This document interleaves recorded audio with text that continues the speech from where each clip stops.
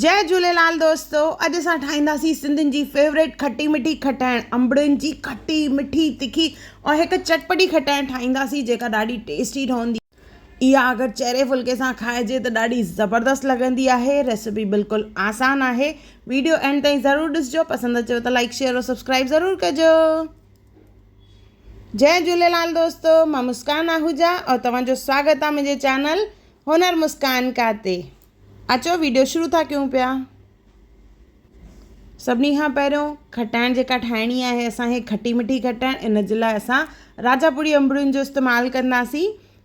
इहे मां 5 किलो खयूं आहिनि। इन्हनि खे चङी तरह असां धोई वठंदासीं। धोइण खां पोइ इनखे छिलणो आहे।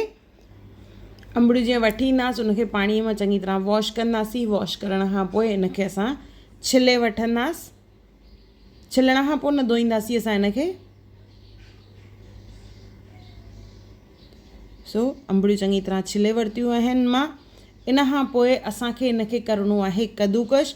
तव्हां चाहियो त फूड प्रोसेसर जो बि इस्तेमालु करे सघंदा आहियो या इनखे असां हथ सां कद्दूकश करे सघंदा आहियूं। त मां तव्हांखे हिते ॾेखारे रही आहियां हथ सां कद्दूकश करे। सिंपल जीअं असां कद्दूकश कंदा आहियूं। त जीअं मां ॿुधायोमांव, तव्हां चाहियो त फूड प्रोसेसर जो इस्तेमालु करे सघंदा आहियो। सभु अंबड़ियूं जेके आहिनि असां कद्दूकश करे वठंदासीं। हिकु हिकु करे हे 5 किलो अंबड़ियूं मां कद्दूकश करे रखियूं आहिनि। इन खां पोइ इन्हनि अंबड़ियुनि खे असां खणंदासीं हाणे हिकु वॾी सिपरीअ में। इन में जेको पाणी हूंदो कुझु बि असांखे ड्रेन न करिणो आहे। सॼी अंबड़ी कद्दूकश कयल जेका आहे इनखे असांखे विझणो आहे सिपरीअ में। पाणीअ सूधो जेको इन मां पाणी निकितो आहे। जाम ॼणा सोचींदा आहिनि इहो पाणी जेको आहे एक्स्ट्रा असां फिटी करे छॾियूं। न, बिल्कुलु बि न फिटी करिणो आहे इनखे। इन में असां विझंदासीं लूणु। 1 किलो ते 1 चमचो विझंदासीं। त अहिड़े नमूने मां हिते 5 चमचा लूणु विझी रही आहियां। उन खां पोइ इन में विझंदमि मां 150 ग्राम अंबड़ियुनि जो मसालो। इहो रेडी मिलंदो आहे मार्केट में। अगरि तव्हां हिते अवेलेबल न आहे त इहो मसालो घर में कीअं ठाहिजे इन जो वीडियो मां पहिरियों ई अपलोड करे चुकी आहियां, उहो ज़रूरु ॾिसिजो।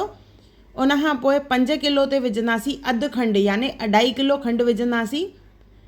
2 चमचा जीरो। जेतिरियूं अंबड़ियूं खणंदासीं उन जी माप जूं अधु जेका आहे असांखे खंडु विझणी आहे। मुट्ठी भरे कारा मिर्च जेके लॻभॻि 2 चमचनि जे क़रीब आहिनि। 2 टेबल स्पून तेज पत्ता 10 खां 12 टोड़े करे विझंदासीं। तेज पत्ते खां पोइ विझंदासीं असां नंढा ऐं वॾा फ़ोटा। 1 किलो ते 5 नंढा फ़ोटा पवंदा आहिनि और 3 खां 4 वॾा फ़ोटा पवंदा आहिनि 1 किलो अंबड़ियुनि ते। उन जे हिसाब सां मां हिते 5 किलनि जे हिसाब सां खयों आहे। 5 सां मल्टीप्लाई करे इन्हनि खे असां कुटींदासीं।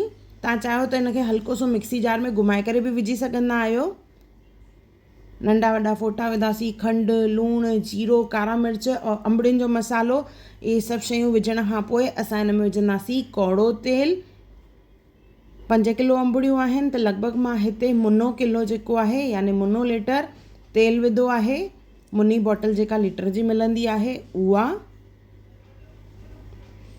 इनखे चङी तरह सां हाणे कंदासीं मिक्स। कौड़े तेल जो इस्तेमालु कयो आहे।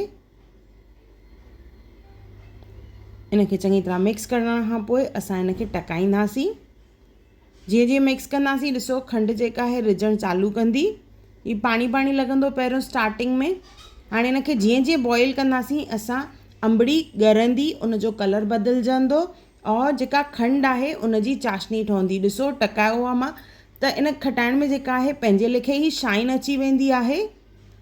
चाशनी थिक थींदी वेंदी और अंबड़ी जेका आहे उहा ट्रांसलूसेंट थींदी। ॾिसो हिन तरह ही लॻभॻि असांजी खटाइण तयारु थी वई आहे।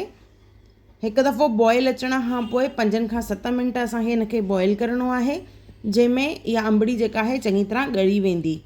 और जीअं रखंदासीं इहा जेका आहे खटाइण थिक थींदी वेंदी आहे। हिन में चमक ईंदी आहे। ॾिसो हिन तरह इहा असांजी खटी मिठी चटपटी खटाइण जेका आहे तयारु थी वई आहे। अंबड़ियुनि जे मसाले जे करे इन में स्पाइसीनेस ईंदी। अंबड़ियूं खटियूं हूंदियूं आहिनि और इन में असां जेका खंडु विधी आहे उन जे करे इहा मिठी थींदी। ॾाढी टेस्टी आहे। ज़रूरु ठाहिजो और मूंखे कमेंट सेक्शन में ज़रूरु ॿुधाइजो त तव्हांखे रेसिपी कीअं लॻी।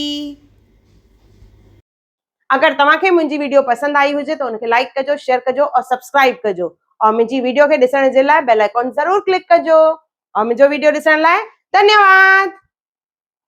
जय झूलेलाल दोस्तों।